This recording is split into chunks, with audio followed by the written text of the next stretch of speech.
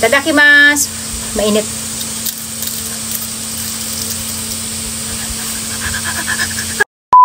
So ayan guys, gagawa tayo ng turon kung saan. Ito kasi yung paborito ni Ate Aska. Meron lang tayo syempre dito, hindi mawawala yung ating pambalot. Ayan, kung saan ay binili lang din natin sa supermarket. At alam nyo ba, ang pambalot dito guys ay square ang shape niya. And then meron tayong saging na saba na binili ng napakabait kong asawa. Hindi naman ako nagpapabili pero binili niya ako dahil alam niya mahilig kami sa turon. At alam nyo ba kung bakit gusto ko din ng saba minsan? Kasi yung balat nito guys, ginagawa nating pataba sa ating mga pananim. Gagawin nyo lang ay chachap-chapin nyo lang siya, ibabad nyo sa tubig at instant potassium na kayo guys. Maghahalo din tayo ng ating langka. Etong langka na to, sa mga nandito sa Japan, kung magtatanong ko sa kung nabili, ito ay frozen sweet langka na siya guys. Ganyan yung itsura niya. Lagi ko itong pinapapak. Actually, ginagawa ko siyang parang fruit candy, no? Ang halaga nito nasa 300 yen o 400 yen lang siya guys. At marami na rin siyang laman. Alam ko nasa, ayan, 500 grams o kalahating kilo. Maglalagay tayo ng langka kasi guys, paborito ko to sa mga ginatan, sa biko. Kaya gusto ko talaga. Dati yung ginagamit ko yung dry. Pero since nakakita tayo dun sa Gyomu, ay tuwan-tuwa talaga yung lola nyo. Kaya 2 paking binili natin. At masarap din to sa turon. Ako pagka dumating yun at nakita niya na meron tayong turon na ginawa, naku, napakasaya nun.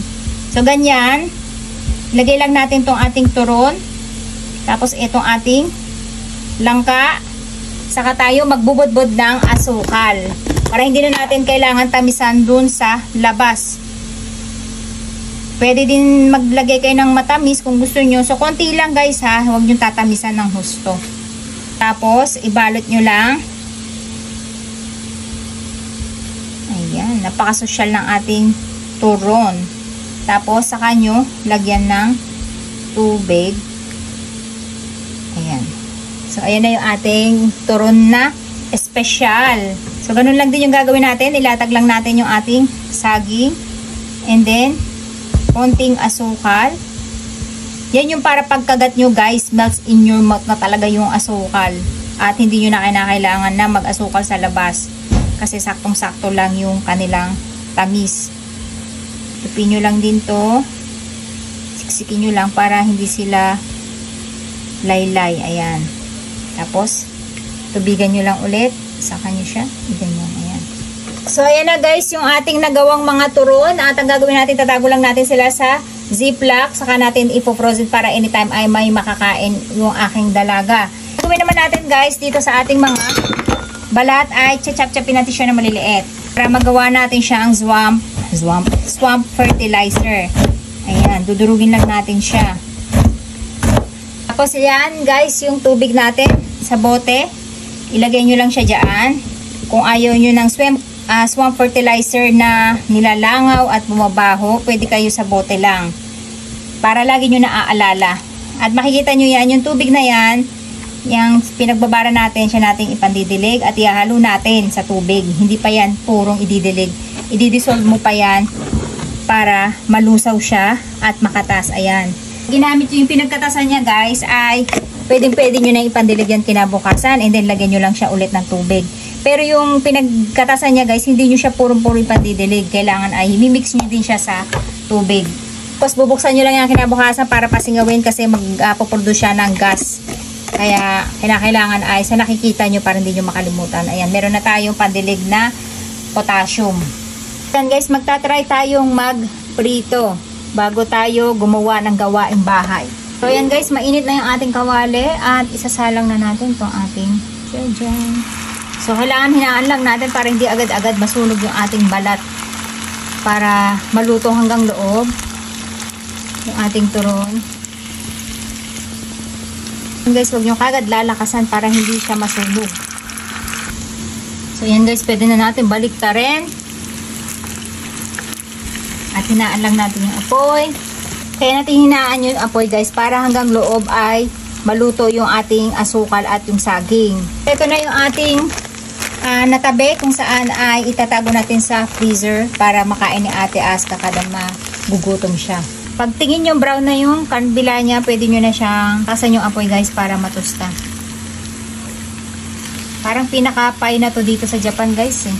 Siguro kung ibebenta to ay pwede mo siya ibenta ng 200 yen.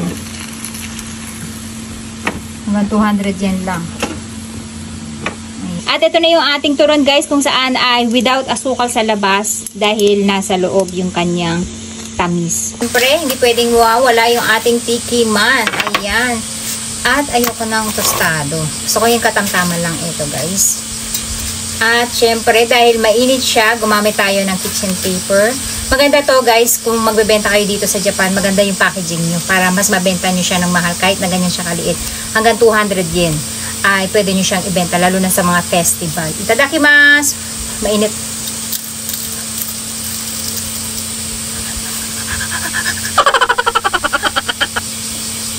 Sobrang init guys, balik ko ha. Take 2, take 2. Ang init! Pinagalit ko siya, tas ang init na pasing bibig ko.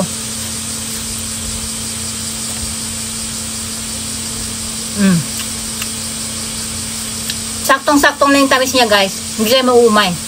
Dahil yung asukal niya sa loob, natunaw na. Ngayon, nasa sa inyo na kung gusto niyo pang tamisan. Ako kasi sakto lang siya.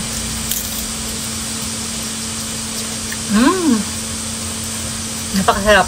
Yung amoy ng langka, ang bango.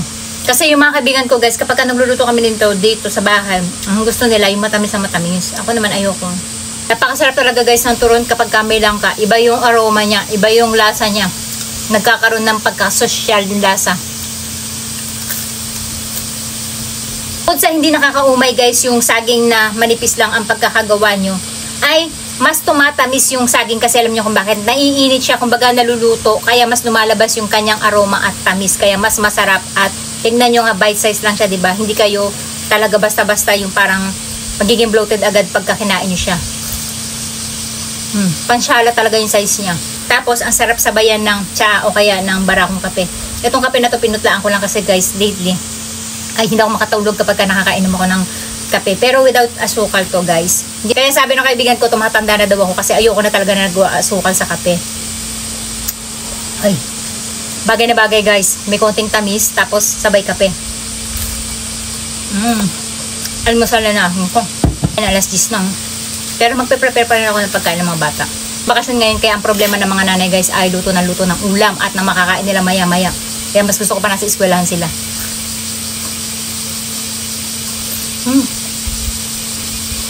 Grabe guys.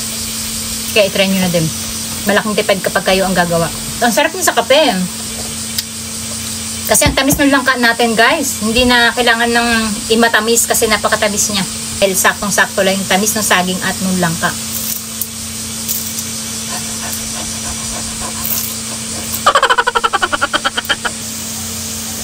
Ayan guys, huwag na naman ang merienda ng mga bata.